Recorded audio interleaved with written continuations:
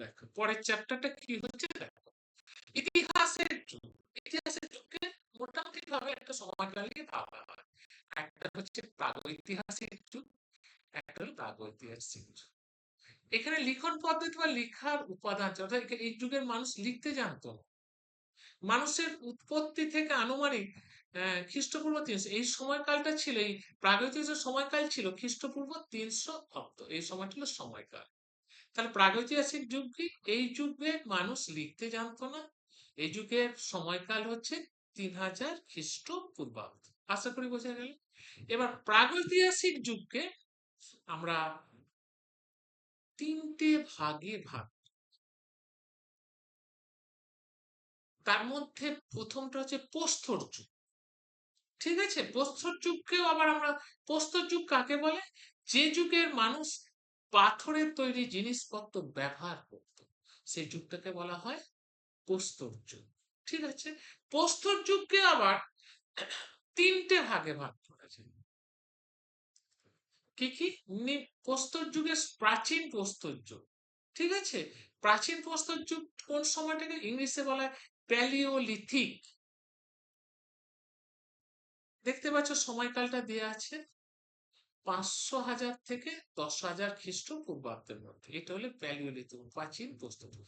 প্রাচীন প্রস্তর যুগকে আবার তিনটে ভাগে ভাগ করা যায়। প্রাচীন প্রস্তর যুগে কটা ভাগে ভাগ করা যায়? তিনটে ভাগে ভাগ করা যায়। কি কি? দেখো এখানে আসছে, নিম্ন প্রস্তর যুগ, মধ্য প্রস্তর যুগ, উচ্চ প্রস্তর যুগ। তাহলে হয়ে গেল প্রস্তর যুগের একটা ভাগ। প্রস্তর যুগের একটা ভাগ হচ্ছে প্রাচীন প্রস্তর যুগ, এবং সেটাকে আবার তিনটে ভাগে ভাগ করে, নিম্ন, মধ্য, উচ্চ। এবার আসছি প্রস্তর যুগে, প্রস্তর যুগের আর একটা ভাগ মধ্য প্রস্তর যুগ। মধ্য প্রস্তর যুগ হচ্ছে মেসোলিথিক, ইংরেজিতে বলা হয় 10,000 থেকে 7,000 খ্রিস্টপূর্বাব্দ। আরেকটা যুগ হচ্ছে নব্য প্রস্তর যুগ, নিওলিথিক। এখানে একটা কোশ্চেন আছে, বড় কোশ্চেন আছে, আগে আসতো। সেটা হচ্ছে নব্যপ্রস্তর যুগকে কেন বিপ্লব বলা হয়, বিপ্লব যুগ বলা হয়? কারণ এই যুগে অন্য যুগের তুলনায় এই যুগের উন্নতি অনেক বেশি হয়েছে। এটা 7,000 থেকে 4,000 খ্রিস্টাব্দ। তাহলে দেখতে পাচ্ছ প্রাগৈতিহাসিক যুগকে আমরা ভাগ করছি, প্রস্তর যুগ একটা ভাগ, প্রাগৈতিহাসিক যুগের মধ্যে ভাগ করছি, কটা ভাগে পেলাম? একটা হচ্ছে প্রস্তর যুগ। প্রস্তর যুগকে আবার ভাগ করছি কোন কিসে?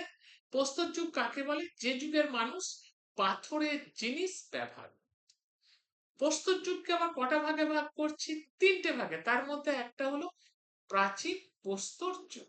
প্রাচীন প্রস্তর যুগকে আবার তিনটে ভাগে ভাগ, নিম্ন, মধ্য, উচ্চ। এরপরে প্রাচীন প্রস্তর যুগ হয়ে গেল।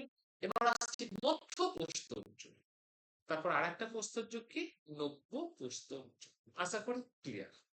এরপর আসছি প্রাচীন যুগটা ভাগ, তিনটে ভাগ হয়ে গেল। এবার হচ্ছে মধ্য প্রস্তর যুগ।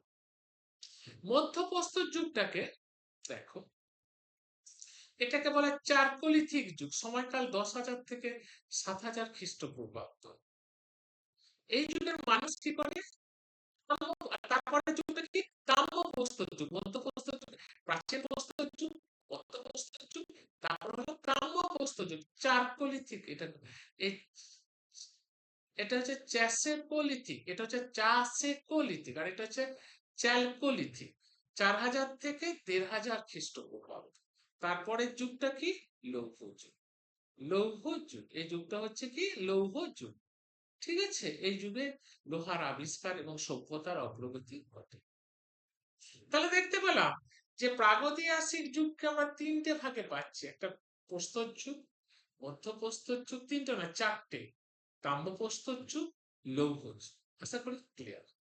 এবার হচ্ছে আদ্য ঐতিহাসিক যুগ, প্রাক ঐতিহাসিক যুগ।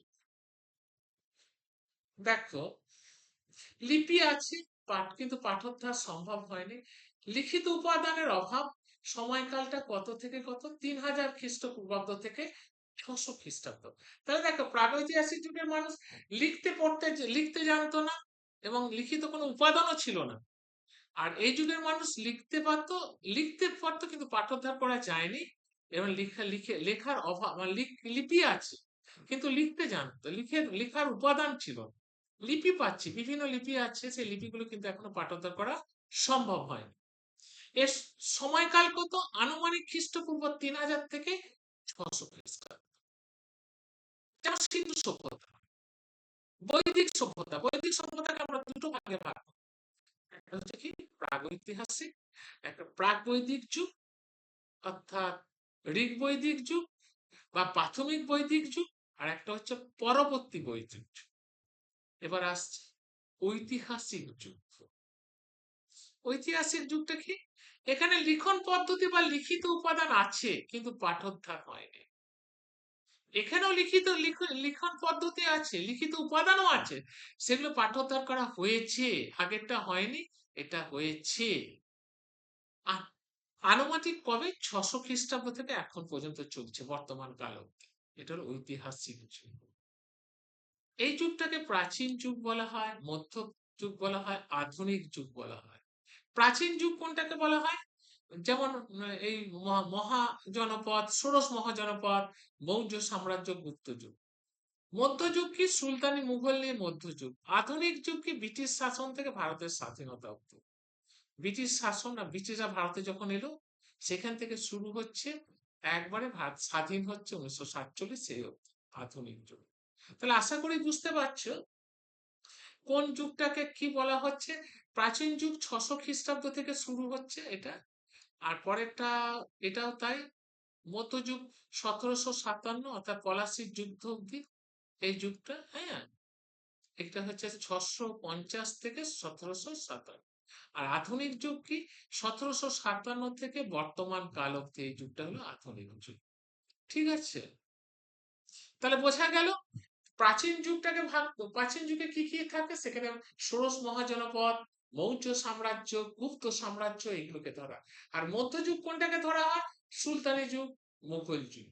সুলতানি যুগে হচ্ছে ধরো কি বলে, সুলতানি যুগের রাজিয়া, হ্যাঁ, ইলতুৎমিশ, কুতুবুদ্দিন প্রথম, তারপরে ইলতুৎমিশ, তারপরে রাজিয়া, তারপরে গিয়াসুদ্দিন বলবন, এগুলো।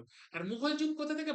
বাবরের পর আকবর, জাহাঙ্গীর, হ্যাঁ, এগুলো হচ্ছে মুঘল যুগ।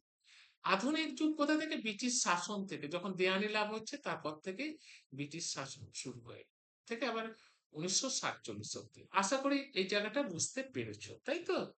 এবার দেখো আমি একটু নিজে বোঝাচ্ছি, এখানে স্ক্রিপ্টে বোঝাচ্ছি। দেখো, প্রথম আমার যুগটাকে ভাগ করেছিলাম কি, একটা একটা যুগকে কি ভাগ করেছিলাম? একটা হলো প্রাগৈতিহাসিক, প্রাগৈতিহাসিক,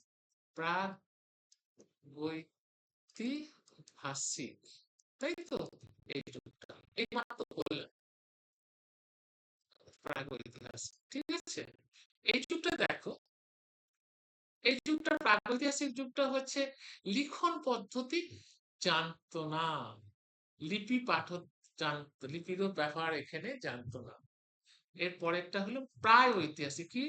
প্রাক প্রাক ঐতিহাসিক। প্রাক ঐতিহাসিক কি? প্রাক ঐতিহাসিক যুগ, তাই তো? ঐতিহাসিক যুগ। এই যুগের মানুষ কি হলো? লিপির লিপির ব্যবহার পাওয়া গেছে, এখানে লিপির ব্যবহার কিন্তু পাঠোদ্ধার করা হয়নি। 3 নম্বর হচ্ছে দেখো ঐতিহাসিক যুগ।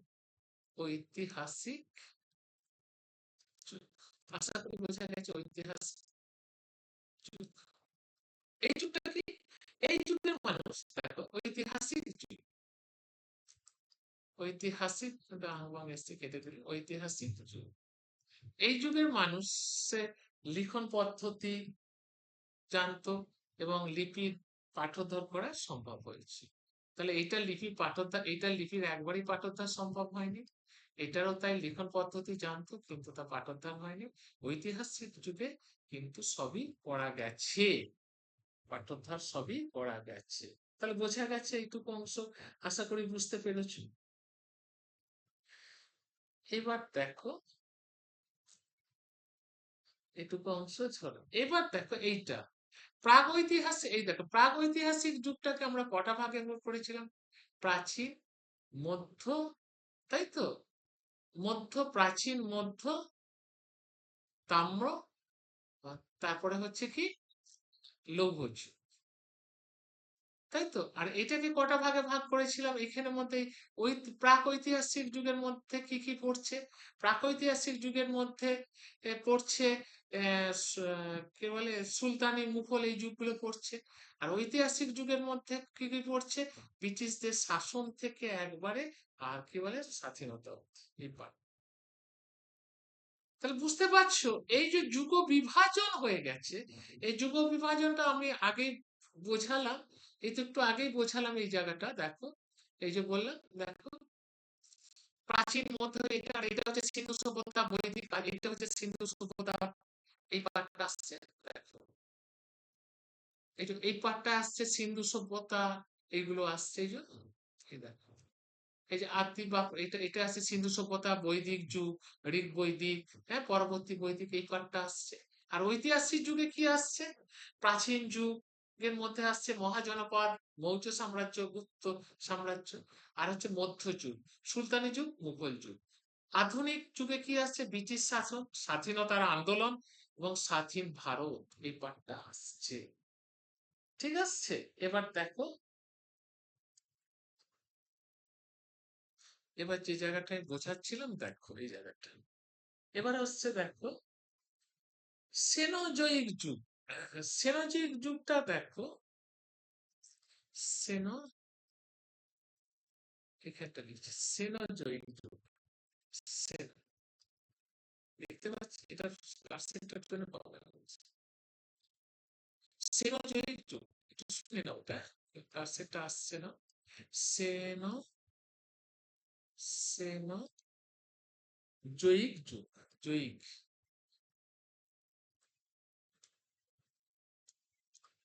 সেনোজয়িক যুগ। সেনোজয়িক যুগটা কি একটু বলছি শুনে নাও, একটুখানি শুনে নাও, আমি বলছি মানে, হ্যাঁ সেনোজয়িক যুগটা হচ্ছে, এটা 600 কোটি, কত বছর আগে, 6 কোটি বছর, 6 কোটি, 6 কোটি 50 লক্ষ, 50 লক্ষ বছর আগে, বর্তমান পর্যন্ত চলছে, সেই প্রায় 6 কোটি 50 লক্ষ বছর আগে শুরু হয়েছে এই যুগটা। কোন যুগটা? সেনোজয়িক, যুগটার নাম হচ্ছে সেনোজয়িক, জয়িক, এই হচ্ছে হিসাব হচ্ছে জয়িক যুগ। এই যুগের মানুষেরা পূর্বসূরি প্রজাতির অস্তিত্বের প্রমাণ পাওয়া যায়। সেনোজয়িক যুগের প্রধানত দুটো ভাগে ভাগ করা যায়। সেনোযুগকে কটা ভাগে ভাগ করা যায়? সেনোযুগ দুটো, একে একে দুটো ভাগে ভাগ করা যায়। কি কি? একটা টারসিয়ারি পর্ব, একটা হলো, এটা হলো টারসিয়ারি, আর একটা হচ্ছে কি, এটা সময়কাল কত, 6 পয়েন্ট এত কোটি বছর আগে, এত কোটি বছর আগে থেকে 20 লক্ষ অব্দি, 20 লক্ষ। আর এটা হচ্ছে টারসিয়ারি, বোঝা গেল, এই টারসিয়ারি যুগ। আর একটা হচ্ছে কোয়াটারনারি যুগ, এটা হলো কোয়াটারনারি যুগ। এটা সময়কালটা কত, 20 লক্ষ বছর, এটা হচ্ছে 20 লক্ষ বছর, 20 লক্ষ বছর আগে। তাহলে দেখতে পাচ্ছ একটা হলো কি বলে টারসিয়ারি যুগ। তাহলে দেখতে সেনোজয়িককে দুটো ভাগে ভাগ করা যাচ্ছে, একটা টারসিয়ারি পর্ব, সেটা সময়কাল হচ্ছে 6.5 কোটি থেকে 20 লক্ষ অব্দি। আর একটা হচ্ছে কি যুগ, আর একটা যুগ পেলাম কোয়াটার নারী পর্ব, এটা 20 লক্ষ থেকে শুরু। আশা করি বুঝতে পেরেছো এই জায়গাটা।